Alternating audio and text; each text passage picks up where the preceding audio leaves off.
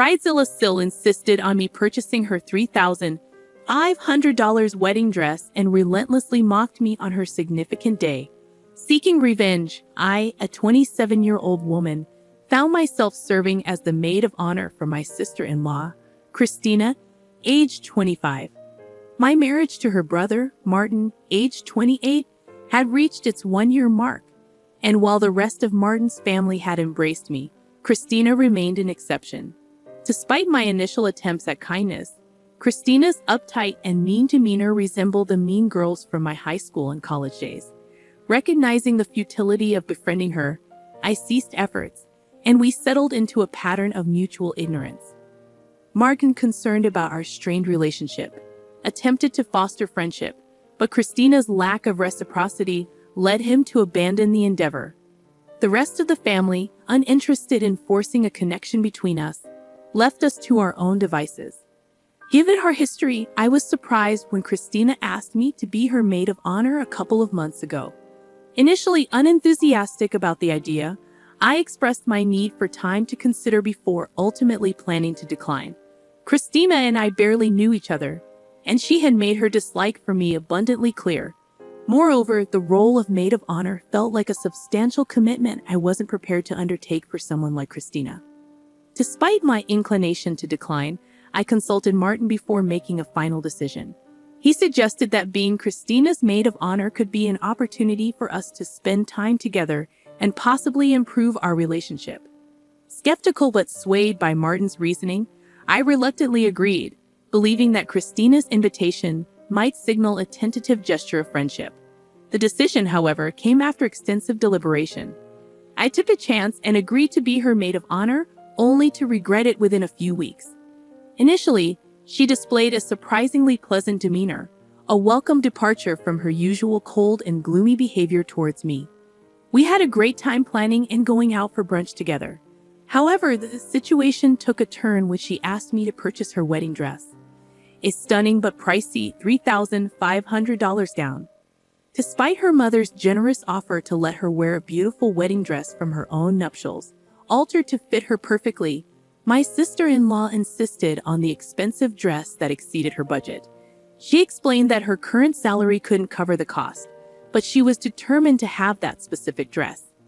Desperate, she appealed to me for financial assistance, knowing that my income surpassed hers.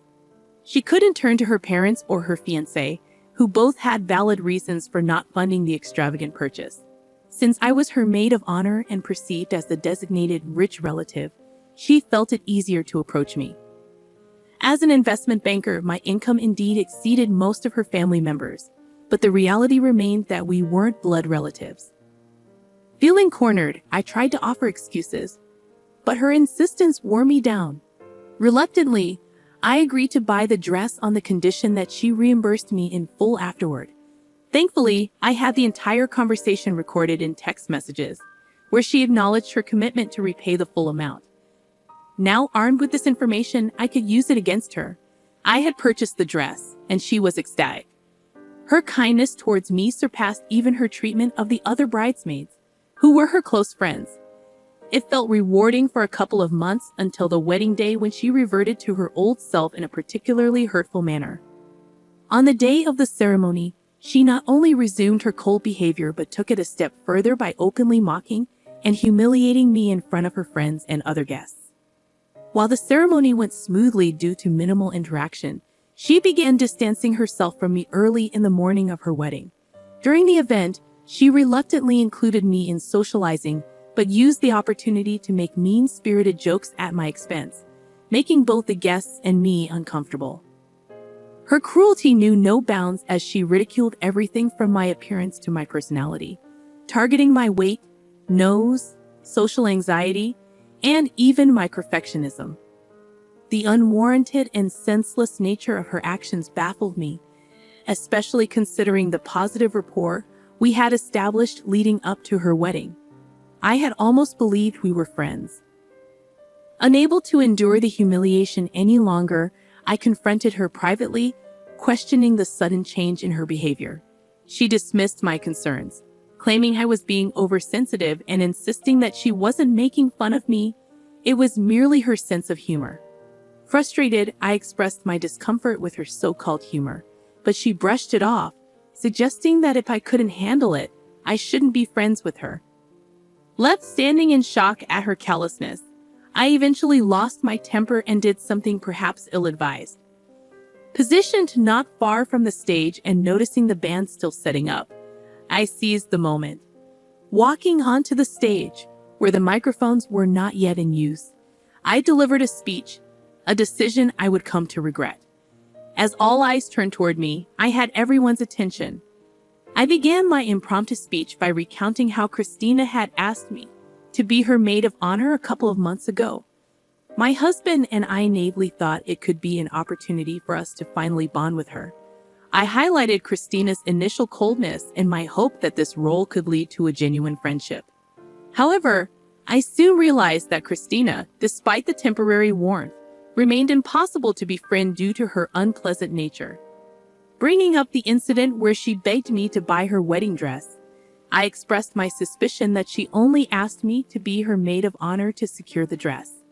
Given my higher income, she likely endured niceties for a few months to ensure she got the dress she desired. As I spoke, I noticed the power to the microphone had been cut, prompting me to shout my speech. Security started making their way through the crowd towards me. Taking advantage of the moment, I revealed the damning texts on my phone, labeling Christina as tacky, ungrateful, and, fittingly, badzilla. Without looking back, I left the venue, relishing in the satisfaction of hearing her cry.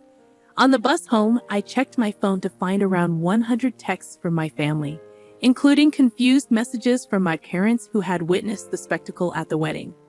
Martin, my husband, expressed his disbelief and the need for a serious conversation. He also mentioned that Christina had become inconsolable after my departure, causing a temporary halt to the proceedings. Upon reaching home, I ignored the influx of texts from irrelevant relatives seeking drama and gossip. Instead, I treated myself to a cocktail and ordered a burger, compensating for the missed enjoyment of the wedding feast. Opting for a laid-back afternoon, I settled in front of the television to unwind. I chose to remain unresponsive to calls and texts until the evening, feeling it wasn't necessary to engage with anyone in my agitated state. The swirl of emotions, insult, humiliation, and a sense of being used overwhelmed me. Despite acknowledging the erratic nature of my actions, I grappled with conflicting feelings and couldn't muster the courage to explain myself to anyone. The only individuals I believed deserved an explanation were my parents, Martin, and my in-laws, excluding Christina, who was well aware of the circumstances. Martin returned home around 9 o'clock, and the atmosphere remained tense. He entered without uttering a word, leaving me to anticipate a conversation after he freshened up. An hour passed with no sign of him approaching, prompting me to take the initiative and break the silence. Despite his stony demeanor and engrossment in his phone, I entered the bedroom where he lay. Drawing inspiration from my unfiltered approach at the wedding, I began explaining how Christina had insulted me throughout the morning. I recounted how I had given her an opportunity to apologize or reassure me that the mockery wouldn't continue for the sake of garnering laughs from her guests. Expressing my discomfort with the humiliation, I was met with Christina dismissing my concerns, stating that I was making a fuss over nothing. This response infuriated me, particularly since I had voluntarily bought her the dress, expecting at least a modicum of gratitude. Instead, she acted as if I were overreacting, fueling my anger. Unable to contain my frustration, I disclosed this information to her guests, essentially mirroring her behavior, albeit with the advantage of the microphone. Despite believing this explanation would suffice for Martin, he remained silent, continuing to ignore me. Once again, I lost my composure and insisted that Martin talk to me. Finally meeting my gaze, he acknowledged my feelings of humiliation but firmly asserted that it didn't justify ruining Christina's wedding day. He emphasized the broader impact on his family's reputation and urged me to consider the consequences of my impulsive actions. According to him, my behavior was unacceptable, and my reaction, regardless of Christina's actions, was deemed worse. Martin contended that I had better alternatives to address the situation but had chosen an unhinged path for petty revenge.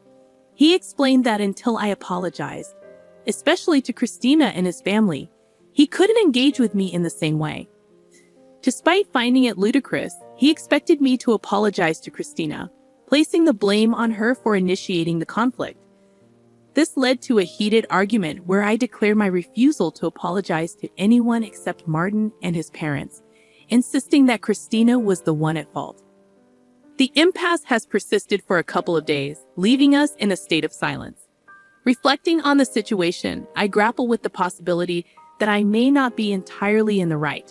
While I adamantly refuse to apologize to Christina, I'm starting to acknowledge Martin's point about handling things more reasonably in my anger.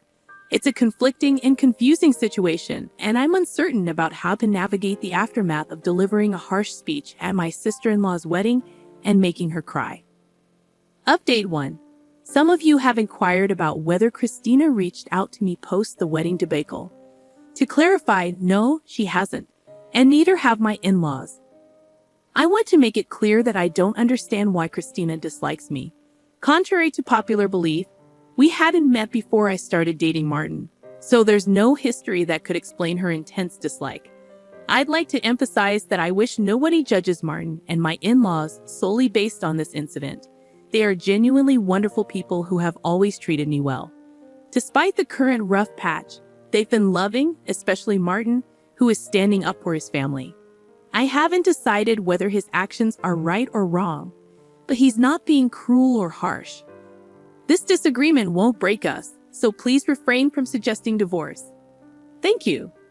Update 2. It's been a challenging week since the wedding. Martin and I didn't speak for the entire week, but today I decided it was time to address the situation.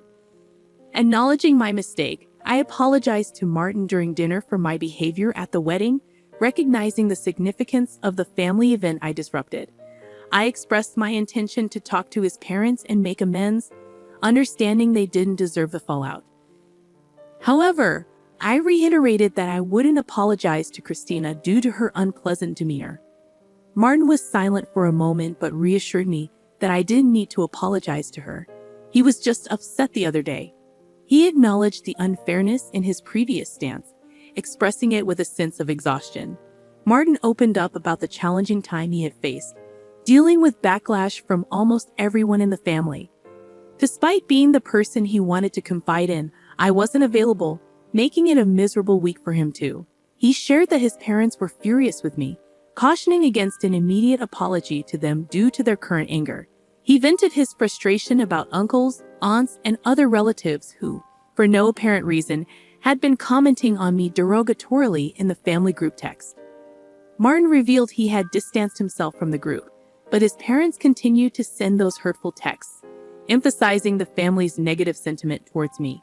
Surprisingly, he advised me against apologizing to Christina, recognizing that her actions had provoked my response.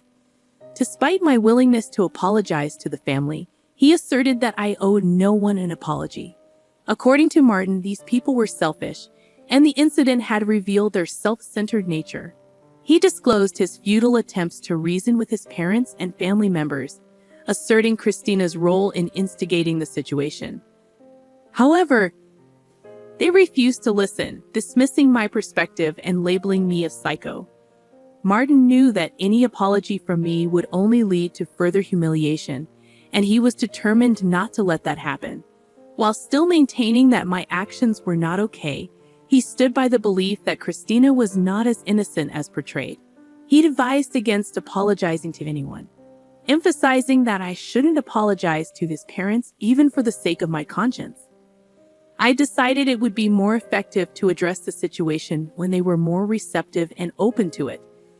If I approached them now, it would likely be futile. In a way, it turned out well for both of us. While not perfect or ideal, at least I was able to relieve my conscience with Martin. Ultimately, what matters most to me is my husband's opinion of me. Everyone else can go to hell. Update 3. Hey everyone! I know many of you have been seeking an update, but honestly, not much has changed since the last one. After Martin and I reconciled, I stopped worrying about his family's opinion of me.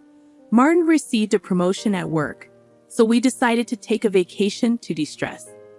Regarding my own parents, I explained the situation, and they were okay with it. They're just happy that Martin and I are getting along. Christina and her parents haven't reached out, and I believe it's for the best. My in-laws chose their daughter's side, and I respect their personal choice without holding it against them. Update 4.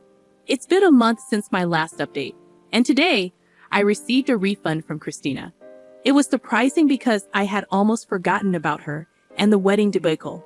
She texted me revealing the real reason behind her dislike. It turned out to be as trivial as I expected. Her friend had a crush on Martin, and when he introduced me to the family, her friend got heartbroken. Christina blamed me for it. I don't see how any of this is my fault, but Christina needed a reason to dislike me, and she picked that. Now that I know the reason, which seems quite silly, I'd rather not have known at all. I shared this revelation with Martin, who mentioned he always had a hunch, but never saw her friend as anything more than his little sister's best friend. Even if I hadn't been in the picture, they wouldn't have gotten together. Anyway, it's over now, and I don't have to talk to Christina ever again.